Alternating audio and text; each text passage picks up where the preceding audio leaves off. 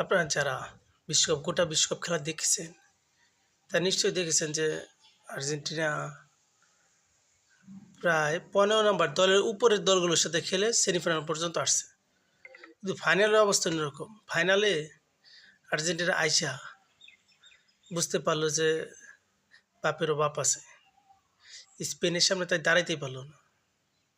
এটা নিয়ে কষ্ট পাওয়ার কিছু নাই। স্পেন বিশ্বকাপ খেলেই নিছে খুব সুন্দর।